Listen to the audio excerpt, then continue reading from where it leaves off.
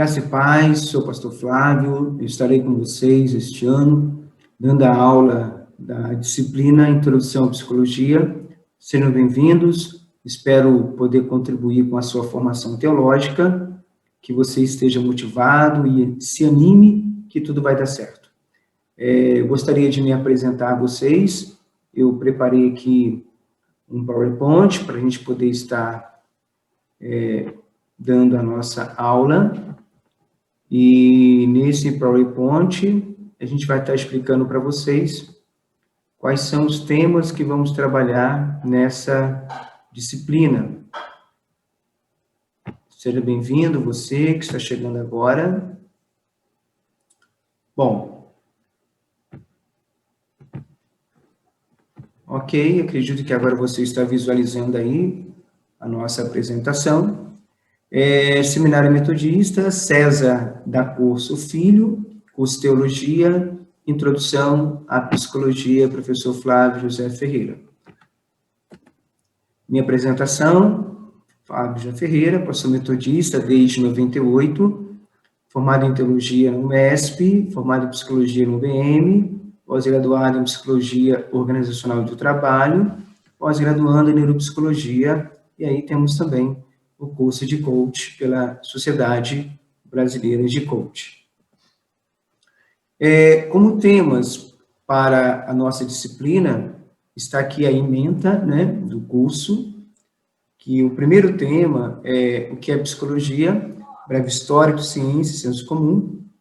Nós vamos falar também da origem da psicologia científica, as principais teorias da psicologia do século XX, a psicanálise humanista e terapia cognitiva comportamental no aconselhamento pastoral, algumas áreas de atuação da psicologia, Nis da Silveira, a revolução no tratamento psiquiátrico, transtorno psicológico e a Bíblia, psicologia da religião e da conversão, fatores da conversão religiosa, nossas crenças e convicções, e último tema, que é reflexões gerais sobre a introdução à psicologia, sua importância para a prática pastoral.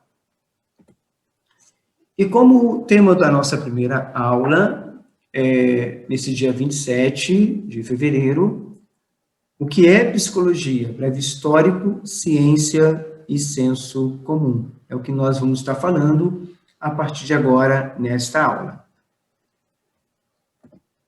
Bom, o início da psicologia, ele começa entre os filósofos gregos com a primeira tentativa de sistematizar uma psicologia. Daí nós vemos que a psicologia é um dos ramos da filosofia. Então, esta forma sistemática, ela vai ser vista na metafísica do filósofo Aristóteles, pois ela surge das tentativas de explicar como o ser humano pode conhecer e interpretar a si mesmo e o mundo em que vive. Então, o início da psicologia começa entre os filósofos gregos, com a primeira tentativa de sistematizar uma psicologia. E aí nós temos também que a história da psicologia, ela confunde-se com a da filosofia por conta disso. Até meados do século XIX, em que o termo, né, ou a psicologia, ela vai ter que se provar como ciência, e a psicologia, então, ela toma um outro rumo no que diz respeito à psicologia como ciência. Nós vamos falar sobre isso na próxima aula. Para Myers, a psicologia se desenvolveu da biologia e da filosofia, com o objetivo de se tornar uma ciência que descreve e explica como pensamos, como sentimos e como agimos. Então, algumas definições sobre o que é psicologia. Psicologia é a ciência que estuda o comportamento humano e seus processos mentais. Psicologia é o estudo do ser humano, seu mundo interno, manifestações, bem como do comportamento. Então, os dois autores, eles vão ligar a definição de psicologia com o estudo do comportamento e o estudo também das manifestações internas, né, que são os processos mentais. E aí, essa última definição, processos mentais, são as experiências subjetivas que inferimos através do comportamento que envolve sensações, percepções, sonhos, pensamentos, crenças e sentimentos.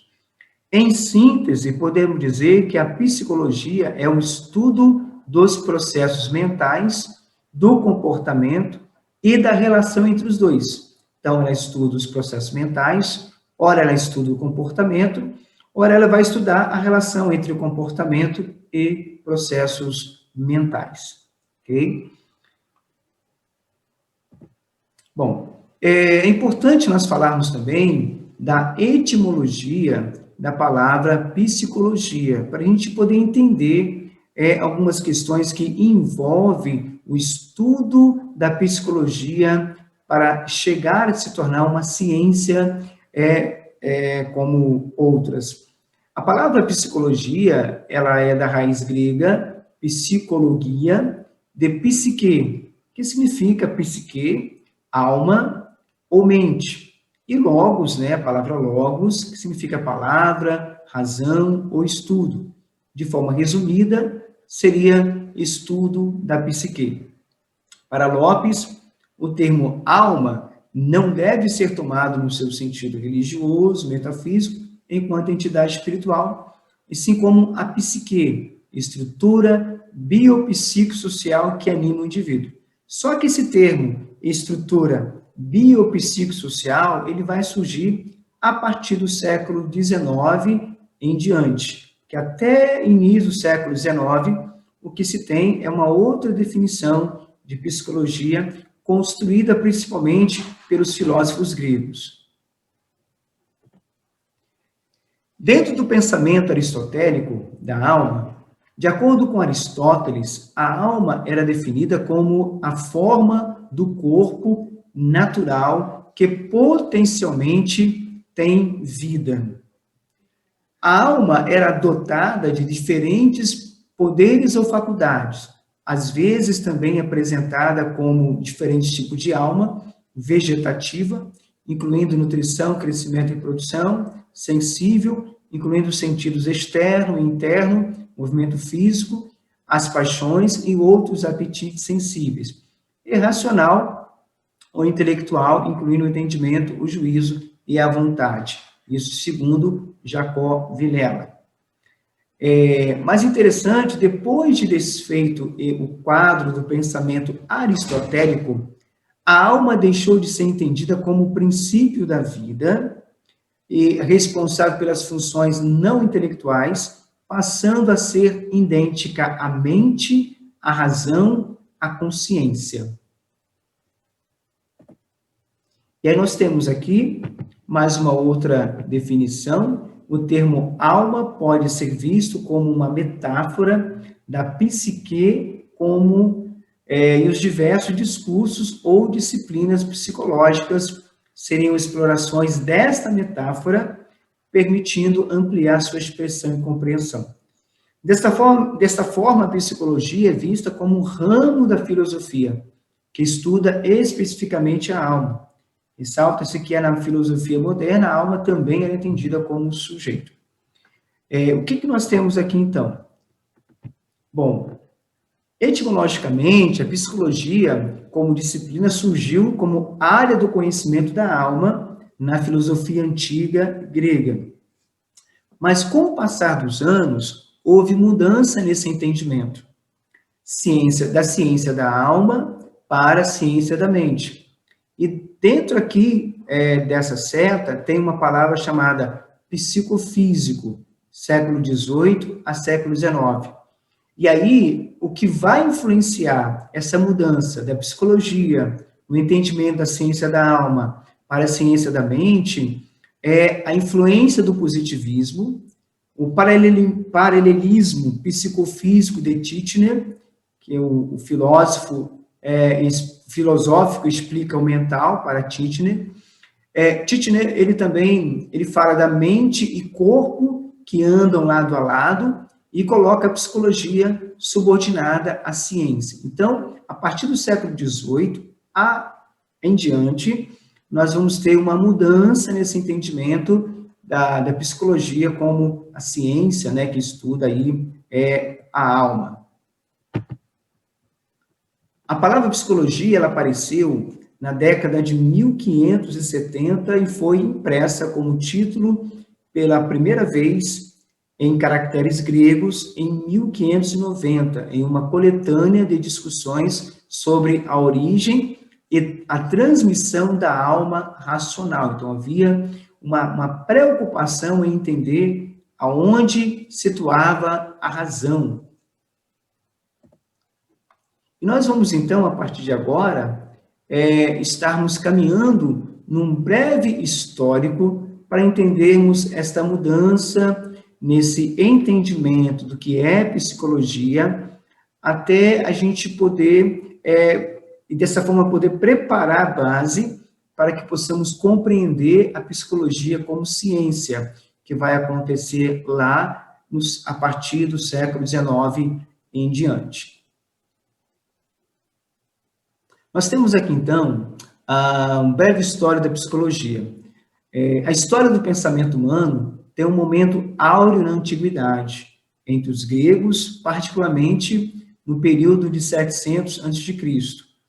Os filósofos pré-socráticos, assim chamados por antecederem Sócrates, filósofo grego, preocupavam-se em definir a relação do homem com o mundo através da percepção. Então, já havia aquela preocupação entre os filósofos gregos em identificar, em procurar saber como o homem, né, ele tinha essa percepção de mundo. E aí a psicologia na antiguidade, os filósofos da antiguidade já indagavam sobre o sentido da vida, a natureza das ideias, a validade do conhecimento, a natureza da mente.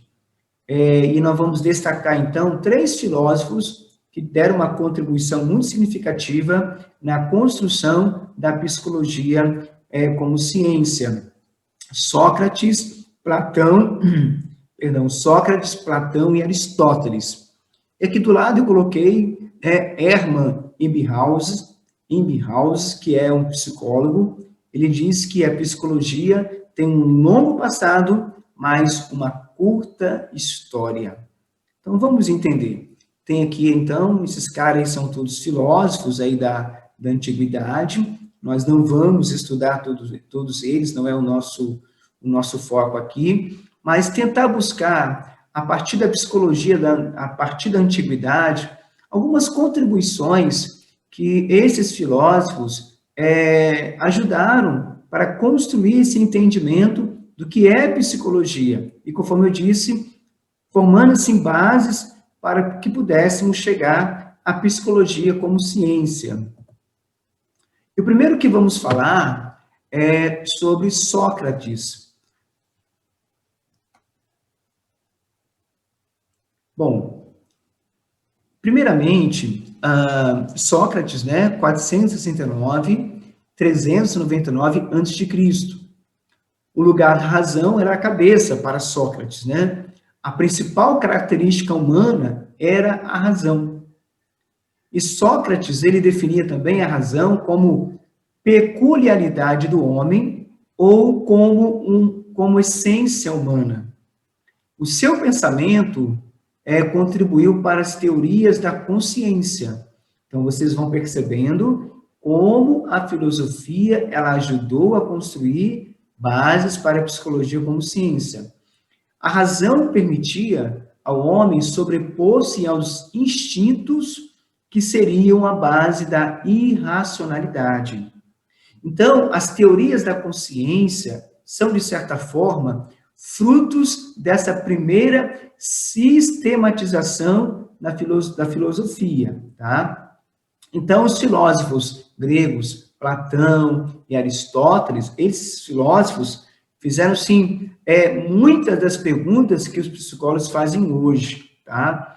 Conforme eu disse, questionaram a distinção entre a natureza e a criação, a existência do livre-arbítrio. Platão argumentou do lado do lado da natureza, acreditando que certos tipos de conhecimento são inatos, enquanto Aristóteles estava acreditando que Aristóteles estava mais do lado da criação, acreditando que cada criança nasce como uma lousa vazia, ou seja, em latim, uma tábua rasa.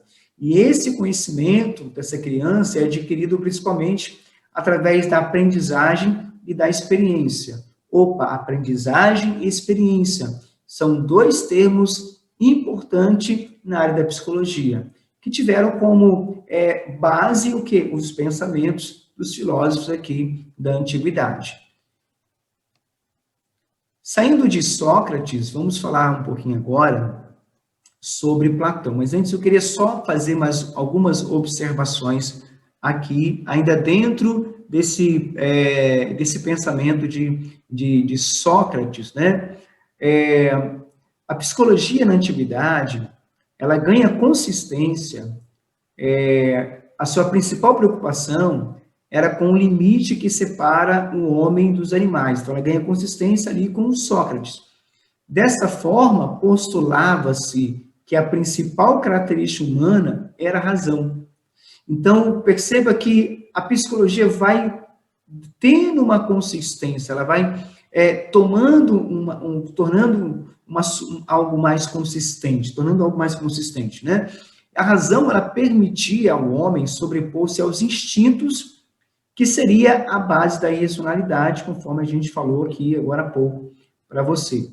Então, assim, ao definir a razão como peculiaridade do homem, ou como essência humana, Sócrates, ele abre um caminho que seria muito explorado pela psicologia, que é as teorias da consciência. Então, uma grande contribuição de Sócrates para a psicologia está nas teorias da consciência, tá? O passo seguinte é dado por Platão, que nós vamos falar, discípulo de Sócrates, que procurou definir um lugar para essa razão ao nosso próprio corpo. E aí a gente chega, então, a Platão. Platão, que está 427 a 347 a.C. Platão foi discípulo de Sócrates. Platão, seguindo Sócrates, defendia que a origem do intelecto estava na alma.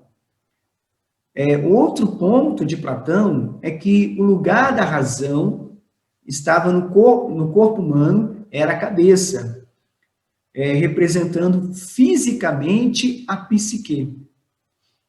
Então, já havia uma preocupação em como representar essa psique, essa razão. E aí, Platão, ele teve esse pensamento de que a razão humana é representada pela cabeça.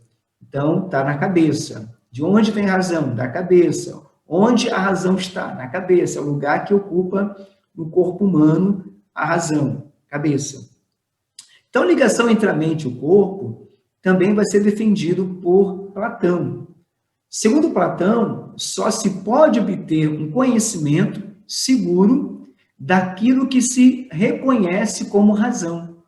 Então, perceba, ele vai aprofundar um pouco aquilo que Sócrates inicia lá atrás, falando da razão. Então, para Platão, o verdadeiro conhecimento está inserido no mundo das ideias, que faz parte de uma alma já inteligente antes de habitar e se tornar prisioneira do corpo. Então, essa é a visão aí de Platão. Então, Platão, ele perguntava assim, o que é a verdade e como chegar a ela? Ele concluiu, o nosso mundo é o das sensações e aparências, imperfeitas e mutáveis. Então, nós temos Platão, ele vai trazer a visão do homem, um ser dual, corpo e alma. Então, a gente já tem uma separação aí. Nós, cristãos, nós temos a visão da tricotomia, né? Corpo, alma e espírito. Então, aqui, Platão ele já está construindo aqui uma visão dualista, corpo e alma. Mas também por uma alma que não morre, segundo Platão, de onde provém todo o conhecimento. Então, Platão já vai colocar o conhecimento humano como vindo da alma. Tá? Então, a psicologia de Platão, ela trouxe um conjunto de preocupações e indicações que foram retomadas por teorias psicológicas posteriores. Então, seu entendimento de alma organizada em diferentes níveis antecipa a organização das áreas básicas da psicologia contemporânea, ou seja, sensação, percepção, memória, onde fica isso, onde fica aquilo outro, né? Com Platão, Platão concebia a alma separada do corpo, isso é importante você fixar. Quando alguém morria, a matéria, o corpo, desaparecia, mas a alma ficava livre para ocupar outro corpo. Então, isso é uma visão platônica, tá? A gente não vai entrar nessa discussão, nesse mérito aqui, apenas estamos procurando ver quais são as contribuições significativas que os filósofos da antiguidade trouxeram para a psicologia, ok? Um outro autor é Aristóteles, mas antes de Aristóteles, tem mais aqui uma transparência, eu quero ler para você. A teoria platônica mais conhecida é a do idealismo platônico, que defendia a existência de dois mundos, o mundo dos sentidos e o mundo das ideias, segundo Lopes. O corpo está ligado ao mundo dos sentidos, enquanto que a alma é imortal e pertence ao mundo das ideias. Platão acreditava que o homem era formado por um corpo mortal, né? Então, teologicamente, isso aí está dentro do nosso pensamento, né? Então, a visão do homem é a visão dualista, né? Corpo e alma. E aí, tem essa tarja em azul aqui embaixo, que eu quero chamar a sua atenção, que a contribuição de Platão está na organização das áreas básicas da psicologia contemporânea: sensação, percepção, memória, emoção e cognição. Vamos, então, a Aristóteles, outro filósofo da antiguidade, que está entre 384 a 322 a.C. Aristóteles, discípulo de Platão. Ele trabalha em relação de causa e efeito na natureza, ou seja, toda ação resulta numa reação ou tudo existe por uma determinada causa. Uma roupa existe porque o costureiro teve que fazer essa roupa, né? A alma e corpo não podem ser dissociados, já vai trazer, Aristóteles já traz uma informação nova. A psique, na visão de Aristóteles, seria o princípio ativo da vida. E Aristóteles, ele estuda as diferenças entre a razão, percepção e sensações. São contribuições que ele dá para a psicologia contemporânea, ok? Chama atenção o realismo aristotélico.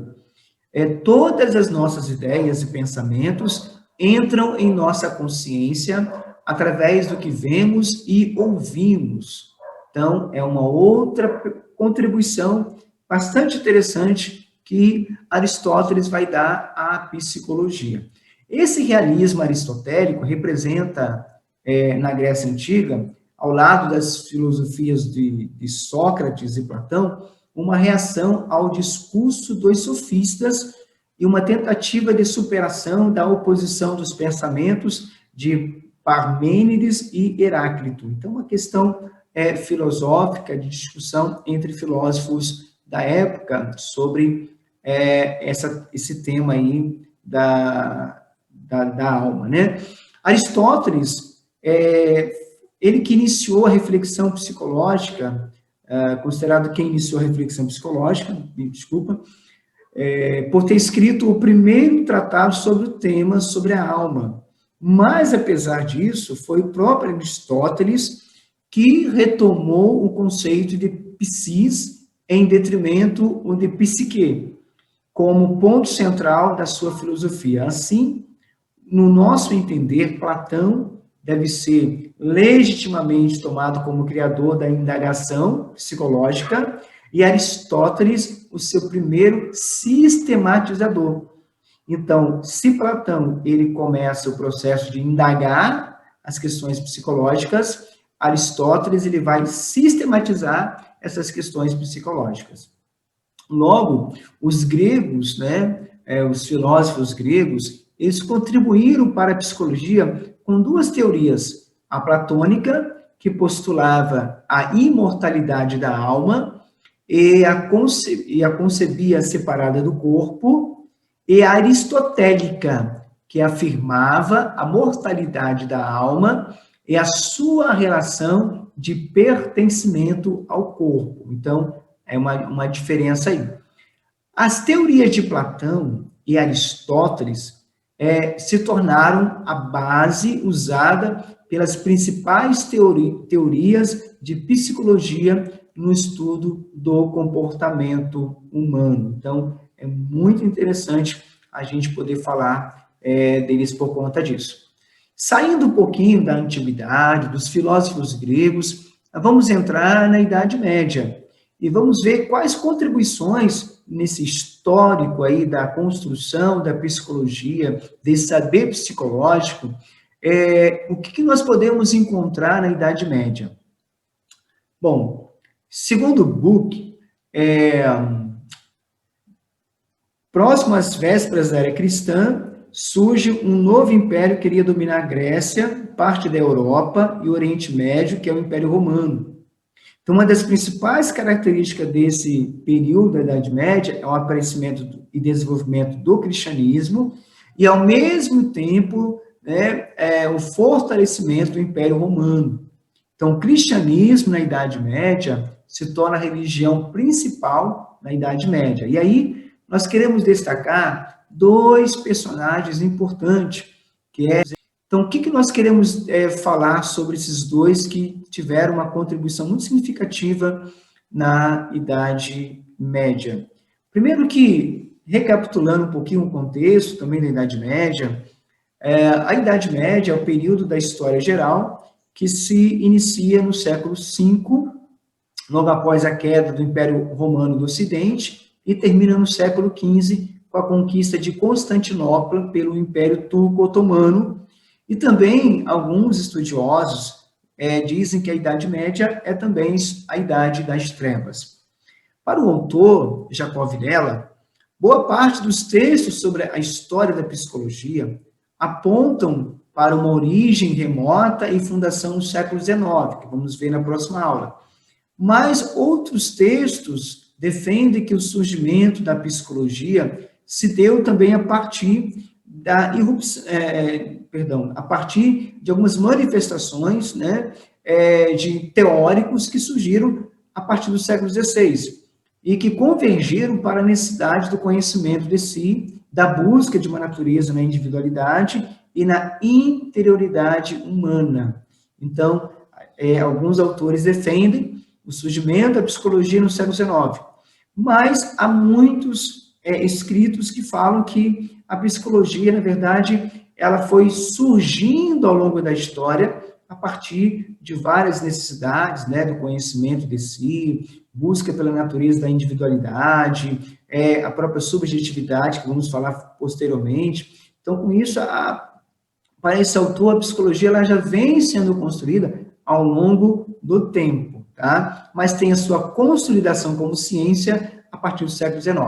Então, nesse período, um pensamento dito como filosófico, é formado por tratados de padres teólogos, apologetas e exegetas, os quais procuravam compreender as questões do universo com base em sua doutrina religiosa.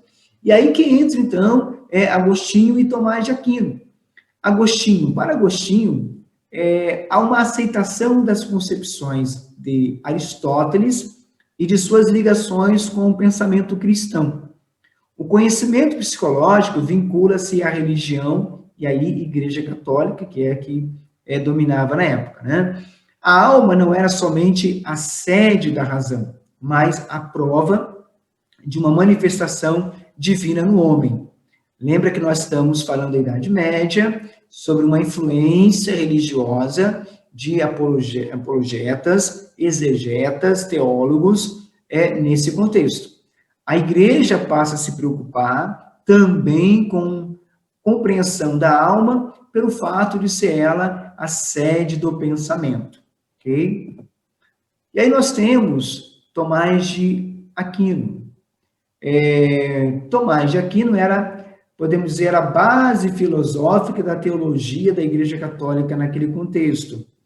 Segundo Reale, a teoria de Tomás de Aquino retomou a posição aristotélica, segundo a qual a deliberação acerca dos meios é operado pela razão discursiva de forma verbal analítica. Nesse período, as ideias de Platão e Aristóteles foram dogmatizadas pela Igreja Católica. Então, a Igreja, ela passa a ser a verdadeira produtora do conhecimento acerca do psiquismo. Então, quem respondia pelo psiquismo era a Igreja. Tomás de Aquino ele vai introduzir o ponto de vista religioso, buscando argumentos racionais para justificar os dogmas da Igreja e continuar garantindo para ela o monopólio do estudo do psiquismo.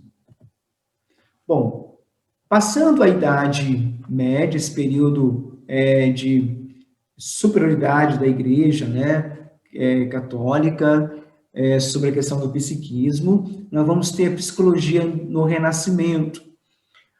Nesse período, a sociedade adquire novos valores sociais e econômicos voltados a interesses humanistas, há transformações radicais no mundo europeu, o mercantilismo leva à descoberta de novas terras, América, o caminho para as Índias, a rota do Pacífico, e isso propicia a acumulação de riquezas pelas nações em formação, como França, Itália, Espanha e Inglaterra. Na transição para o capitalismo, começa a emergir uma nova forma de organização econômica e social. Dá-se também um processo de valorização do homem, e esse termo é importante, tá? Ocorrem muitas transformações e produções artísticas em 1300, como Dante escreve Divina Comédia, Leonardo da Vinci pinta o quadro Anunciação, e aí surgem os autores, né, pintores, escritores, que vão fazer diferença nesse contexto aí do Renascimento. Mas o que nos chama a atenção no período do Renascimento é René Descartes. Esse teve uma contribuição muito significativa para a psicologia nessa época. René Descartes vai dizer o seguinte: a mente influenciava o corpo e vice-versa. Isso é um dado muito importante, tá? René Descartes foi um dos filósofos que mais contribuiu para o avanço da ciência, e ele faz a separação entre a mente, alma, espírito e o corpo, afirmando que o homem possui uma substância material e uma substância pensante, e que o corpo é desprovido do espírito e é apenas uma máquina. Então, para Descartes, a mente influenciava o corpo e vice-versa. Então, a separação entre a mente, alma, espírito e o corpo é o que vamos falar como pensamento, como contribuição significativa aí, de René Descartes para o estudo da psicologia.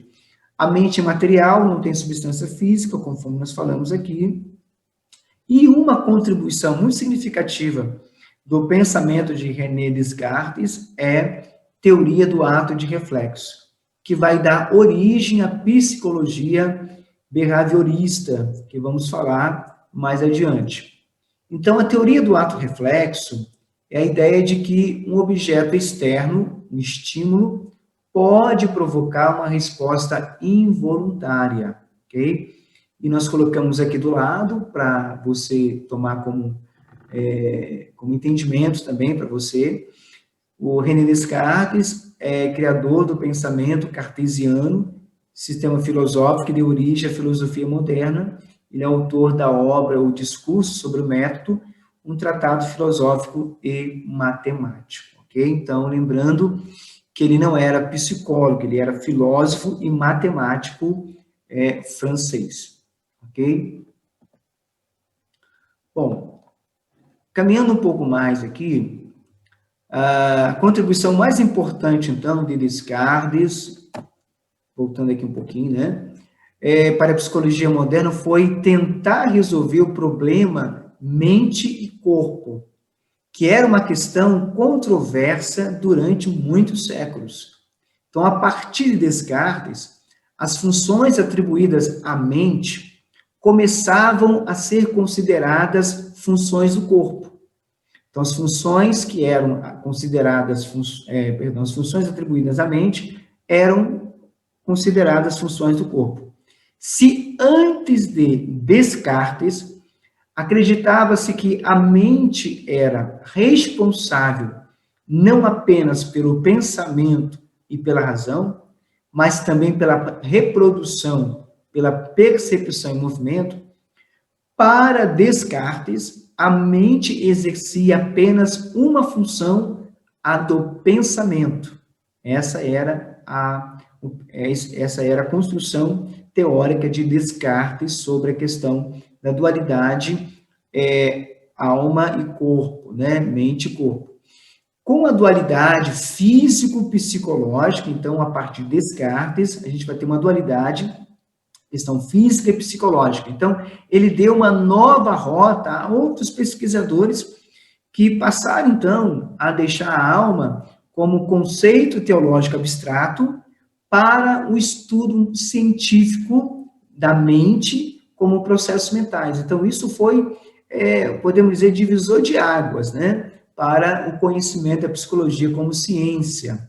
Então, a partir de Descartes, os pesquisadores, os teóricos, começam a ver a mente como processos mentais.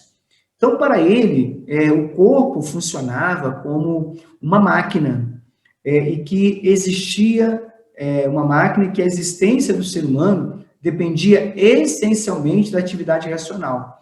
Então, Descartes, ele foi influenciado pelo espírito mecanicista da época, refletido nos relógios mecânicos e nos robôs.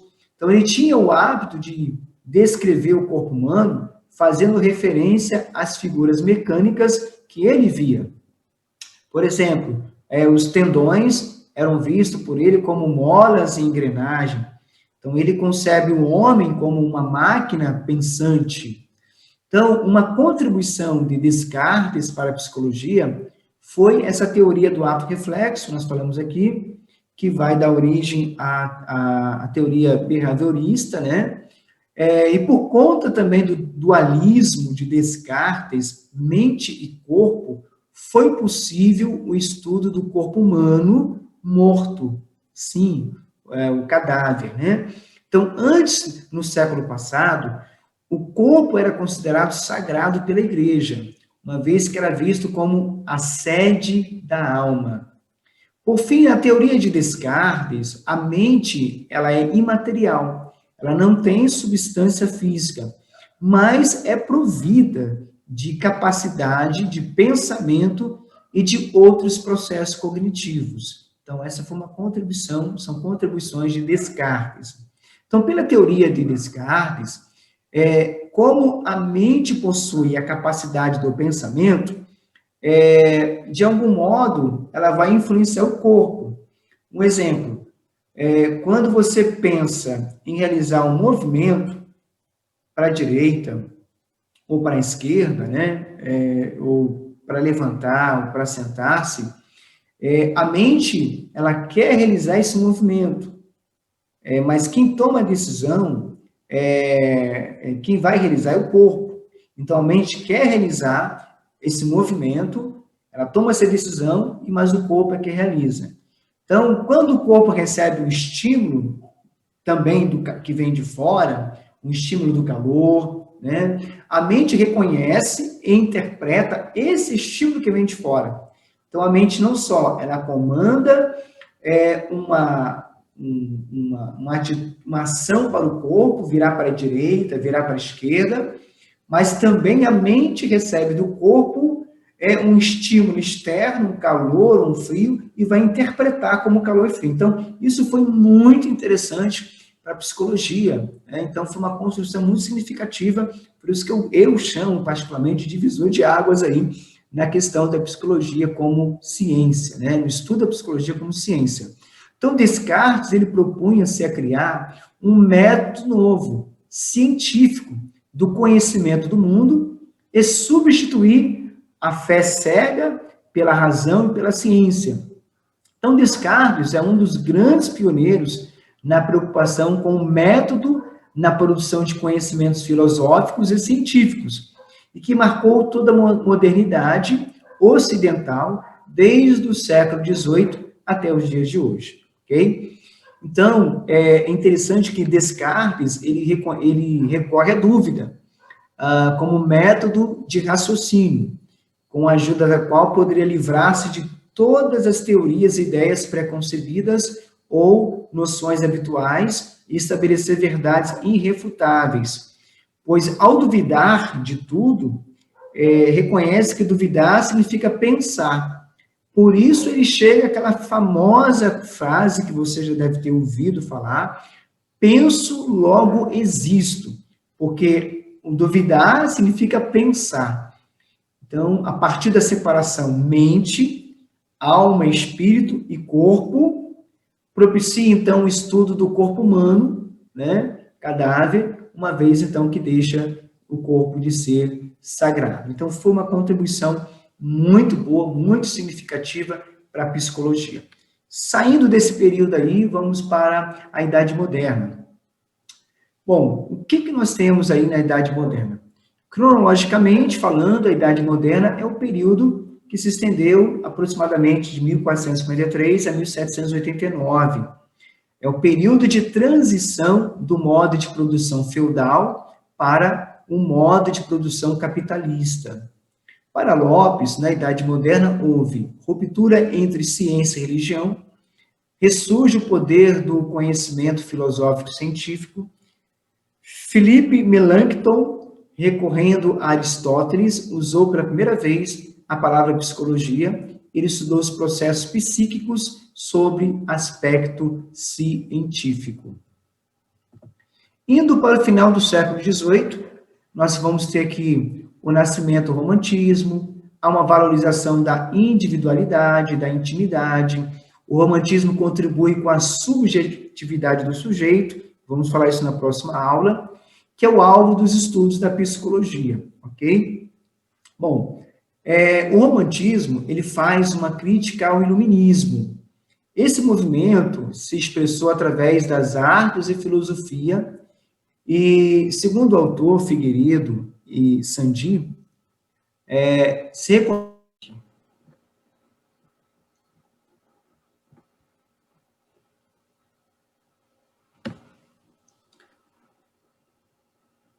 saindo da Idade Média, entrando agora para o final do século XVIII. Vamos agora fazer aqui a nossa apresentação, voltando aqui com o nosso slide. Tivemos aqui um pequeno probleminha, mas estamos retomando aqui o nosso slide, ok?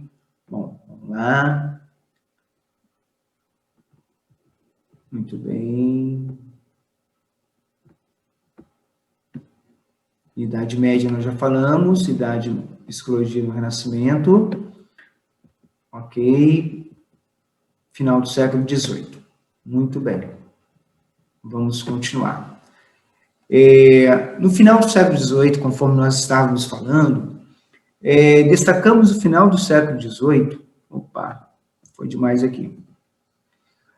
O nascimento do romantismo. O romantismo faz uma crítica ao iluminismo. Esse movimento se expressou através das artes e filosofia. Nele, segundo Figueiredo, se reconhece a diferença entre os indivíduos e a liberdade é exatamente a liberdade de ser diferente. Há uma valorização da individualidade e da intimidade no romantismo, e no romantismo todos são iguais e têm interesses próprios, individuais.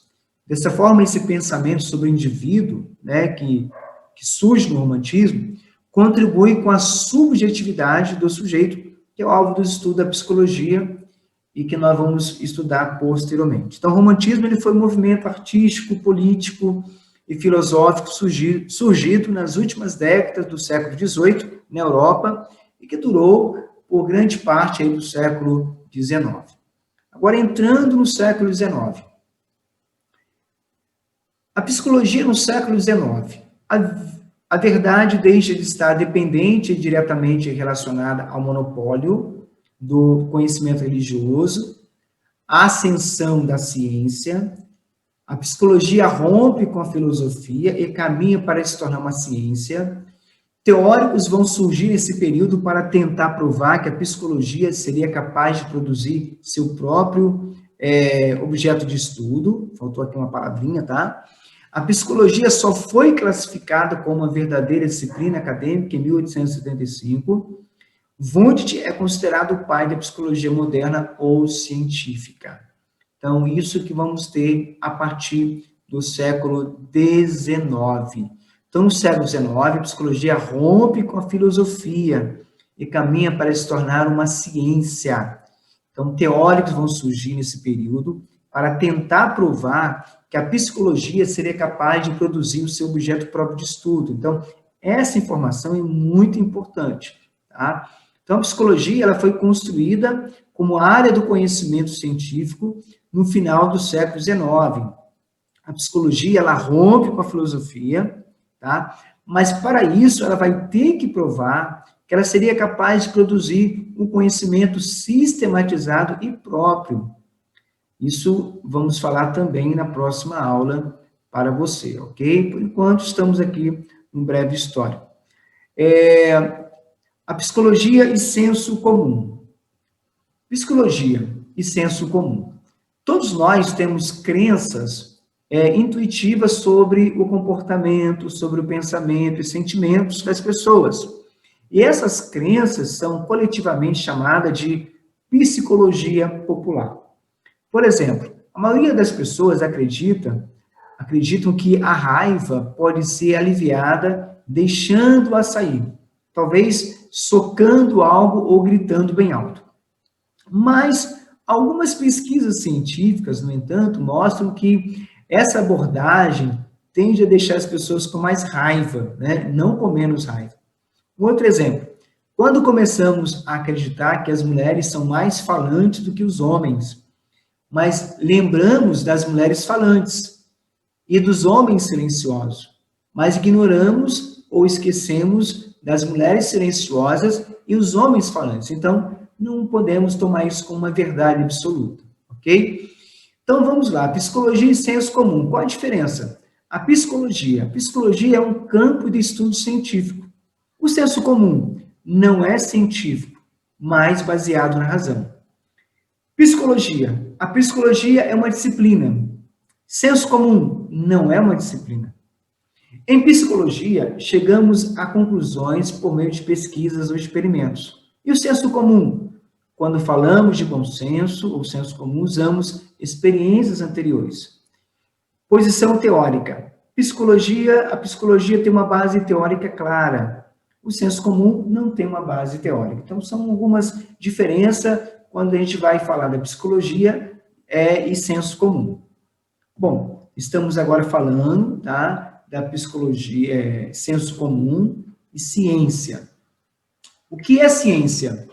A ciência, ela caracteriza pelo conhecimento racional, sistemático, exato, verificável, lógico, objetivo e falível.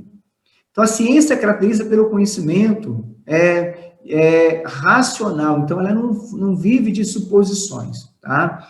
Fazer ciência, para muitos, é produzir conhecimentos que tenham por objetivo chegar a novas descobertas.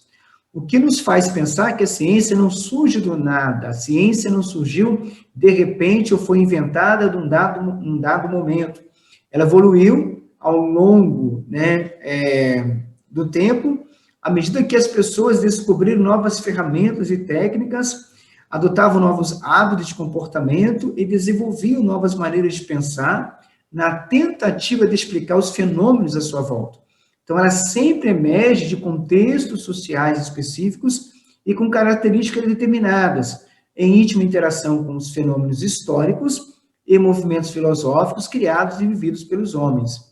Então, o conhecimento científico surgiu a partir do empirismo, que constitui uma parte importante do senso comum. E as diversas ciências resultaram, em grande parte, das necessidades práticas da vida humana. O empirismo, por sua vez, visto na filosofia como doutrina segundo a qual todo conhecimento provém unicamente da experiência, limitando-se ao que pode ser captado do mundo externo pelos sentidos ou do mundo subjetivo pela introspecção, ok? Então, o conhecimento científico está aqui, né, as informações. Um fato importante também, que a ciência é todo um conjunto, tá? É todo um conjunto de atitude e atividades racionais dirigidas ao sistemático conhecimento com objetivo limitado, capaz de ser submetido à verificação. Então, a ciência compõe-se de um conjunto de conhecimento sobre fatos ou aspectos da realidade, expressa por meio de uma linguagem precisa e rigorosa. Ok? Agora, ciência e senso comum. A ciência exige base teórica e comprovações a partir de experimentações. Já o senso comum é pautado principalmente nas crendices populares. A distinção entre conhecimento científico e senso comum foi construída durante a modernidade, fruto do modelo de racionalidade que dominou o mundo ocidental a partir do século XVI e foi se desenvolvendo no domínio das ciências naturais. A ciência, ela difere do senso comum porque precisa de uma justificativa, e esta justificativa deve seguir regras, ou seja, o cientista tem que dizer como é que ele sabe, enquanto no senso comum simplesmente sabe-se. Essa é uma diferença entre ciência e senso comum, ok? A gente pode também tomar como uma diferença no que diz respeito à observação da realidade. A ciência, ela segue regras. A ciência pode se aproximar mais da realidade do que o senso comum. Isso porque o senso comum basta o conhecimento que nos permite sobreviver. E a ciência, ela tenta se aproximar cada vez mais da realidade. Então, a ciência, ela se difere do senso comum porque ela precisa de uma justificativa. Então, ela deve seguir regras. Isso é importante você notar aí nos seus escritos aí. Senso comum.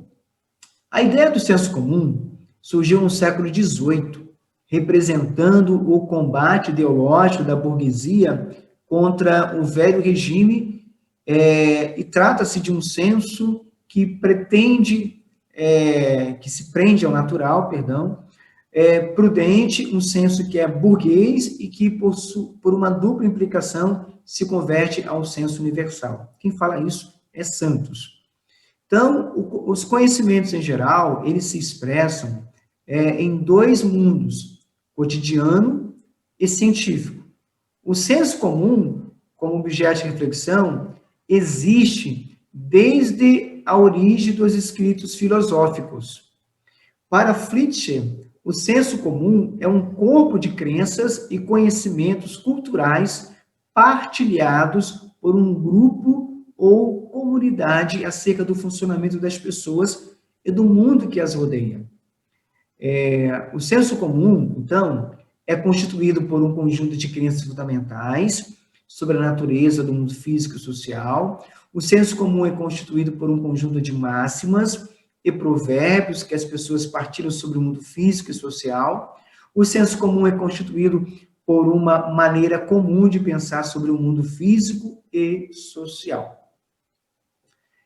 O senso comum, é interessante falar também, do mesmo modo que o saber popular, traduz-se numa das formas do conhecimento cotidiano.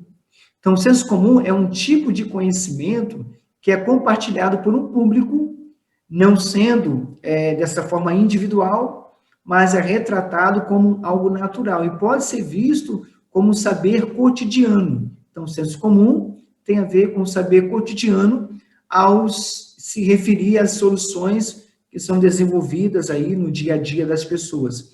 Logo, é um conhecimento natural. Então, esse conhecimento é constituído, muitas vezes, por frases universais, né?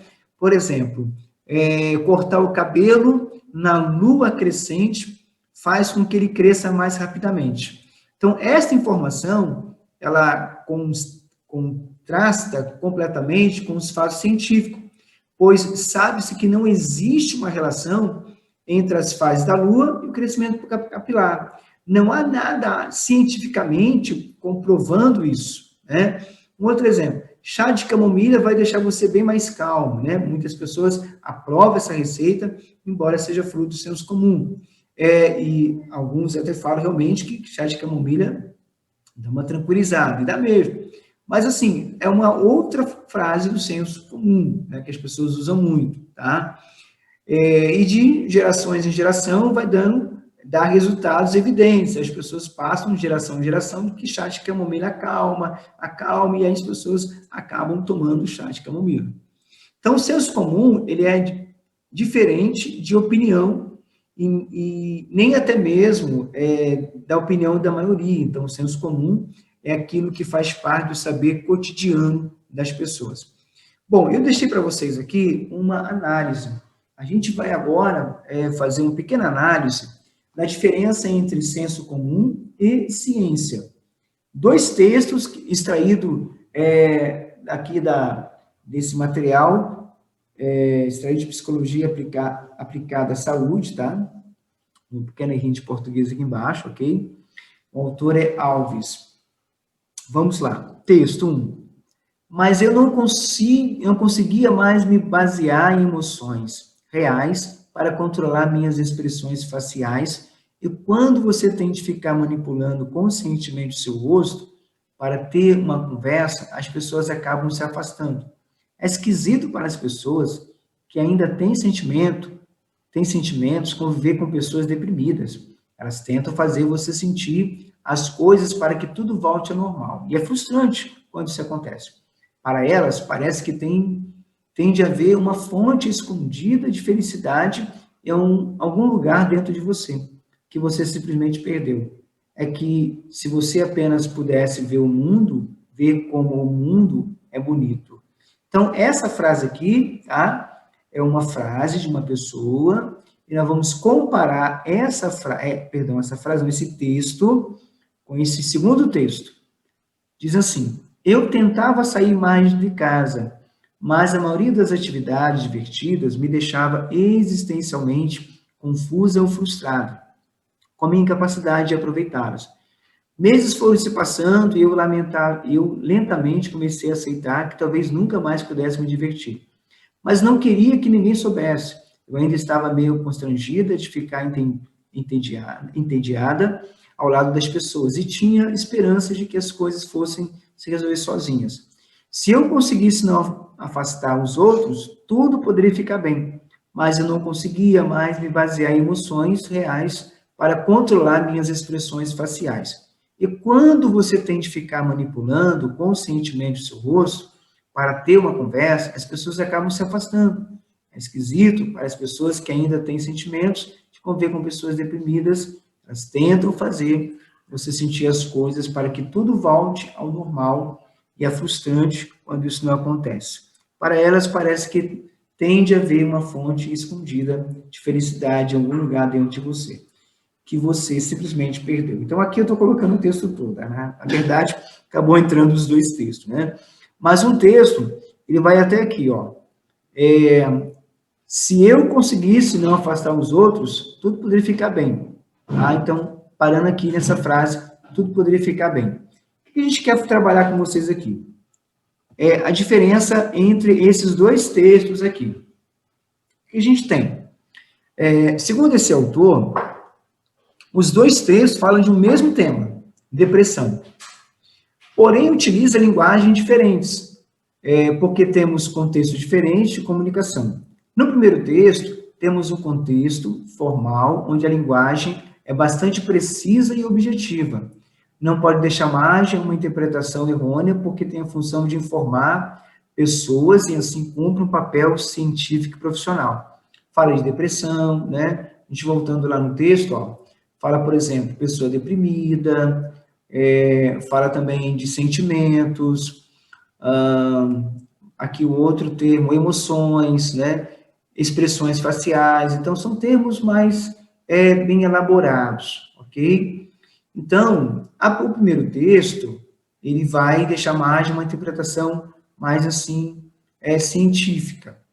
O segundo texto é um relato de uma pessoa que vivencia um quadro de depressão, mas utiliza um vocabulário muito informal. Tipo assim, eu estou muito para baixo, estou desanimado hoje, não quero fazer nada, estou sem vontade de lavar roupa.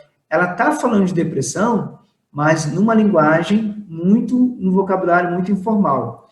Imagina alguém falar assim, hoje eu estou me sentindo cansada, estou deprimida, não consigo ter ânimo, prazer para nada, já é uma linguagem mais científica, ok?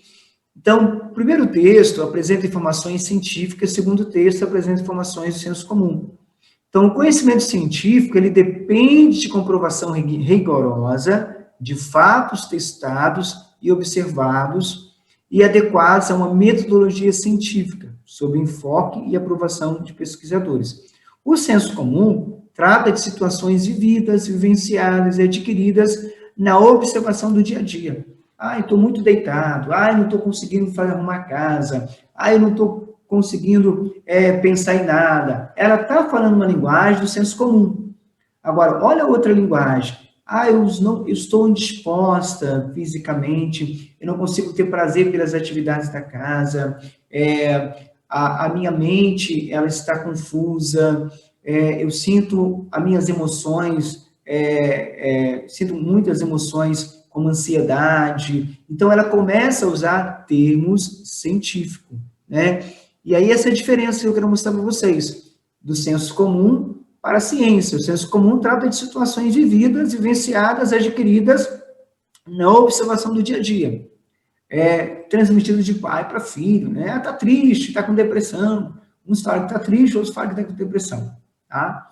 Então, podemos dizer que o primeiro texto aqui que você tem, o primeiro texto, é um dos conteúdos tratados pela psicologia científica, tá? E o segundo texto traz a vivência do senso comum, como todo o conteúdo da subjetividade é valorizada pela psicologia. Então, a gente chama esse segundo texto de psicologia do senso comum. Então, é o que eu vejo, o que eu aprendo, o que eu falo no meu linguajar cotidiano. Então, essa é a diferença entre ciência, senso comum, psicologia e a psicologia do senso comum, ok? Bom, quero concluir essa aula aqui para vocês, né? Demorou, né? É a primeira aula, a gente vai melhorando, tá? Mas uma conclusão aqui dessa aula se por um lado o senso comum é objeto de investigação do comportamento, por outro, o senso comum pode fazer com que as pessoas deixem de buscar informações mais objetivas que tragam contribuição para a resolução de problemas de comportamento inadequados, de dificuldade em lidar com situações acerca da realidade. Se voltarmos aos dois textos que a gente falou anteriormente, a gente vai perceber isso claramente, tá? E aqui, no sentido mais amplo, o objeto de estudo da psicologia é um homem. Guarde isso. O objeto de pesquisa da psicologia é um homem. A psicologia contribui para a compreensão da totalidade da vida humana. A psicologia é um conjunto de diversos domínios e é a partir das abordagens que os diferentes fenômenos ligados ao comportamento humano vão constituir também os domínios da psicologia. Então, suas contribuições passam a ser aplicadas em diferentes campos, como educação, psicologia da educação, saúde, psicologia clínica, trabalho, psicologia do trabalho, né? E leva à especialização dessa ciência. Então, o objetivo dessas contribuições da psicologia é proporcionar ao homem bem-estar, plenitude física, emocional e social. Então, alguns psicólogos se dedicam à pesquisa, outros à clínica, outros à psicofisiologia, que estuda a relação entre o cérebro e a mente. Psicólogos se dedicam ao estudo do comportamento. E hoje, cada vez mais, a psicologia se aproxima de outras áreas, como matemática, sociologia, a filosofia, a teologia, por isso nós estamos aqui para introduzir a psicologia nesse curso de vocês, ok? Bom, galera, espero que vocês tenham conseguido entender a nossa proposta dessa aula. Estou aqui deixando também esse slide, vai estar aqui, né, no vídeo, né?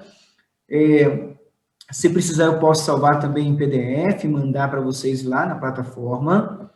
E nós temos aqui uma atividade. Qual será a atividade de vocês? Vocês vão ler o artigo Psicologia como Disciplina Científica e Discursos sobre a Alma, Problemas Epistemológicos e Ideológicos. Está aí os autores, Carlos Augusto Serbena, Rafaeli. Tem um link onde você pode estar baixando esse texto. Se tiver dificuldade, você pode mandar uma mensagem para mim e a gente vai estar disponibilizando aí para você esse material. E qual será a questão que vocês vão trabalhar? Com base no artigo, esse que está aí, você vai pesquisar o seguinte: psicologia, um artigo, né? Psicologia como disciplina científica e discurso sobre a alma. Problemas epistemológicos e ideológicos. Faça um breve comentário por que a psicologia não é vista como ciência da alma, segundo esse autor. Fazer no máximo em 2 laudas, né? 2 folhas. Então, o que ele fala sobre a psicologia científica, por que ela não é vista como ciência da alma, e você vai escrever naquilo que você entender que o texto está falando, ok? Faça para a gente em 2 folhas, e o prazo para você entregar para mim é na próxima aula. Eu vou combinar depois com o Robson como vai ser a nossa forma de entrega desse material, desse estudo, e ele posteriormente fará um contato para vocês. Mas já vão preparando para entregar esse material, esse trabalho na nossa segunda aula, 15 dias, daqui a 15 dias, contando a partir do dia 27, ok? Bom, tá aí o estudo, espero que você tenha entendido, tenha contribuído com você. No demais, um grande abraço, Deus abençoe sua vida, e novamente quero pedir a você, fique motivado, esperançoso, confiante, tudo vai dar certo, e no final você vai chegar ao seu objetivo. Um grande abraço, fique com Deus, e até a nossa próxima aula, Introdução à Psicologia.